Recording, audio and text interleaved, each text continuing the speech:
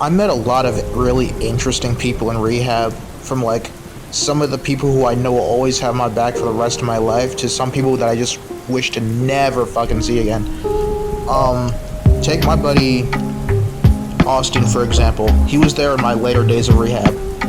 When he first showed up, first thing he did was he went off the property to smoke a cigarette, and we were like, oh no, this dude's gonna be an asshole, because he looked like a standard, like, you know, Disney TV show high school bully with like the golden hair with the side shaved. And he came in and I dropped a fidget toy that I was using, and he picked it up, handed me, and said, here you go, bro. And I was like, huh, so maybe he's not a dick after all.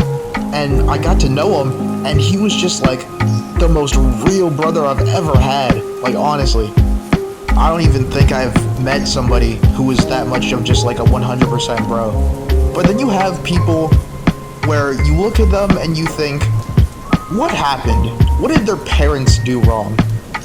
Jack was a great example of that. He was one of the youngest in our group. He was 13, and he just lacked every social skill imaginable. And this is to any parents, or yeah, pretty much any parents that could be watching my videos, because I know there's probably like, I don't know, 3 tops. Make sure when you're raising your kids that you teach them proper social skills. Some of it they'll pick up on their own from like hanging out with friends, or maybe like 1 or 2 from a TV show. But you need to make sure they have just general social awareness of what they say and what they do. Because Jack didn't have that, and it made it very difficult to live with. For example, Jack would just sometimes not listen to staff, not because he wanted to be like, you know, an asshole or anything, or because he didn't like what the staff were telling him. He would just not do it because he would go into like the staff area, which is off limits, and, you know, wave through the window of it as if it was a joke, and we're like, you can't do that, you're gonna get us in trouble. And here's the worst part, is that in rehab we're a community, so it's like a pee water logic. Now hold up with me, I know that's a wild thing to say, but let's say you have a glass of water, right? If you drop 1 drop of pee in, doesn't the whole thing become piss water? But anyways, the point I'm trying to make is that if Jack did something that got written in the logs that was like his fault, we all got in trouble.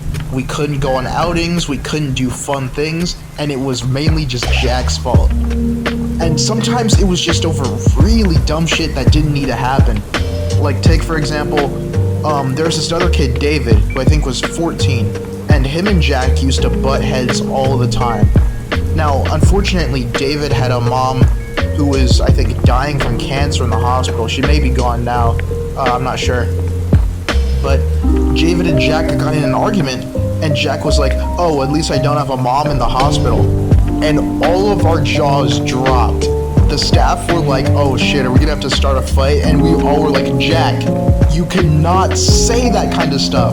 And Jack was like, oh, he was talking shit. And I'm like, no, I don't care who he's talking shit. You don't make fun of somebody whose mom is probably going to be dead in like the next couple of months. Like, actually, that's fucked up. Also, Jack would just, like, you know, not listen to staff. Like, they gave him simple instructions, and he would just, like, go off and do something else. Or, hey, you keep doing this, you're gonna get punished, and Jack would just keep doing it. And it just stressed us out all the time, because it was like we had to babysit somebody while we're trying to work on ourselves, while we have our own problems. And it's like we had to babysit somebody to make sure that they just, like, listened, and it really pissed all of us off, to the point where there was one night, we were trying to watch TV, and Jack just grabbed the remote because he could, and we're like, okay, just give it back, bro, we're trying to watch TV, and took the batteries out, and then gave the remote back, and I lost it. I just screamed, give me a fucking break, because we had a long day, we had a lot going on, we just wanted to watch the funny little cartoon characters dance around on the big screen, bro, and we couldn't do that because of Jack. And then Jack goes to the garage and starts crying. And I'm like, what the fuck do you think was gonna happen if you're gonna act like this? Like, come on now. Unfortunately, I do have to make this video a bit shorter because my last video took up a shit ton of my storage space on my phone. I really need a computer. But I'll probably make another video tomorrow or even later tonight if I feel like it. But I'll catch you guys later.